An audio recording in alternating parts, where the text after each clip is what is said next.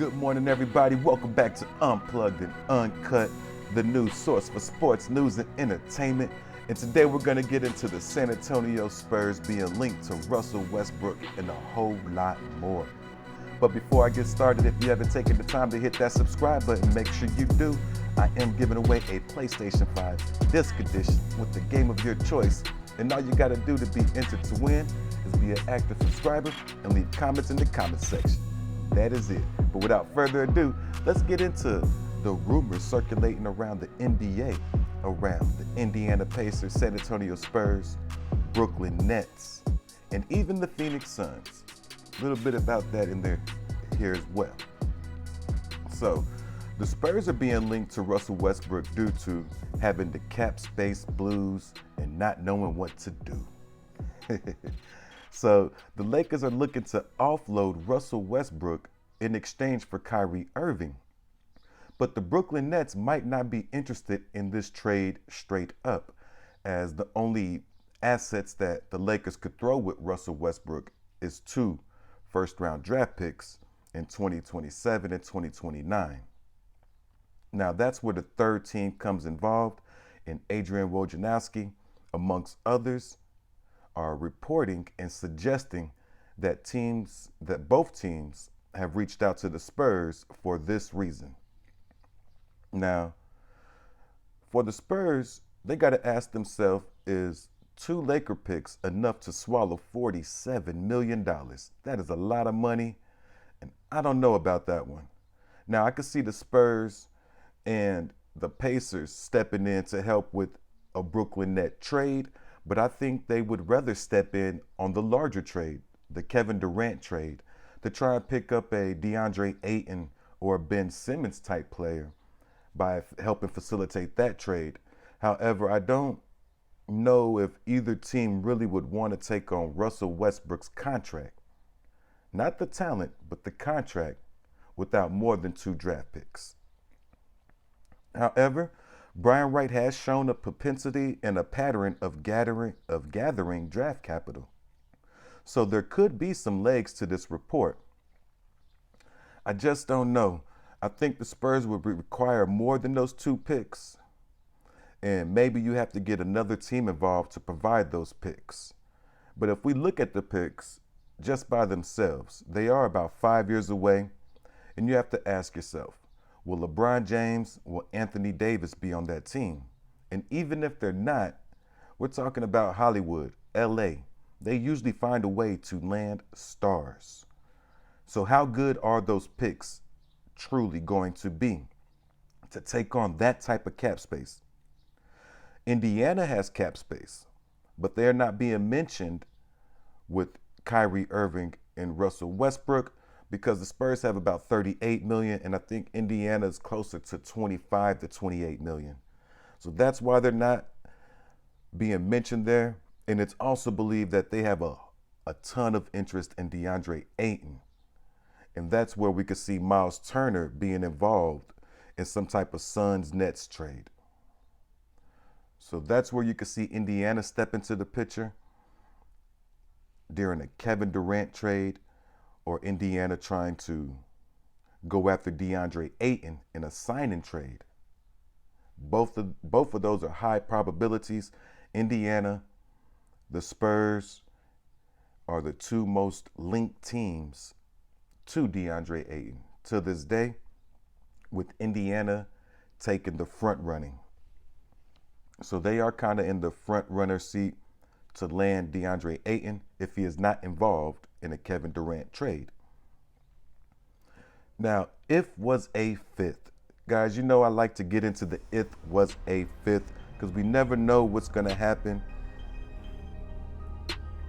So, in theory, Russell Westbrook is a point guard. And the Spurs are thin at point guard. It's true. They got 1 point guard on the squad, and that is Trey Jones. So he kind of fulfills a position of need.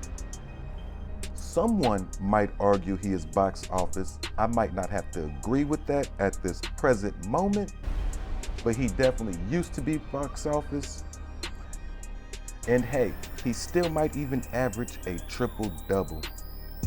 However, once again, Is that triple-double in that position of need worth it with the amount of turnovers that Russell Westbrook would create? And you gotta know, if you know the Spurs, that would give Greg Popovich a migraine, and Westbrook would not come off the bench. You cannot turn the ball over like that on a Greg Popovich coach team. You're just not gonna stay in the game very long. So that's why if it was a fifth, we could all get tipsy. But it's not. And the fit is really not there, even though it seems to be there. There's a spot there for Russell Westbrook, starting point guard.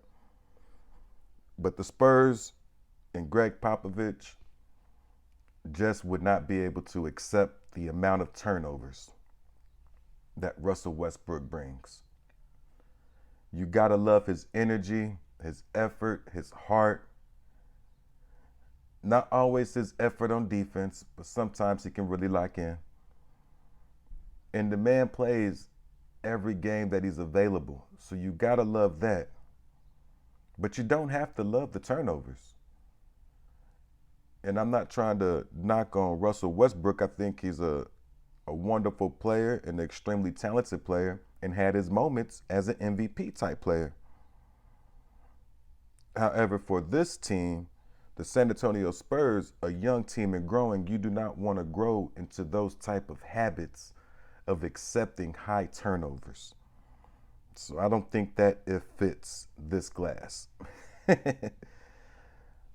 So not only do you have to worry about the turnovers, if you're the Spurs, you're probably going to wind up buying them out because you can't deal with those turnovers.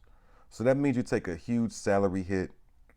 You can no longer go after DeAndre Ayton as a free agent. You can't go after Colin Sexton or any other free agent you might have wanted to check out. Now, we don't know if the Spurs are interested in Colin Sexton. They have been linked to DeAndre Ayton multiple times, though, so that automatically takes that off the shelf. Not going to happen. And any other free agents you want, not going to happen. Do those two picks move the needle?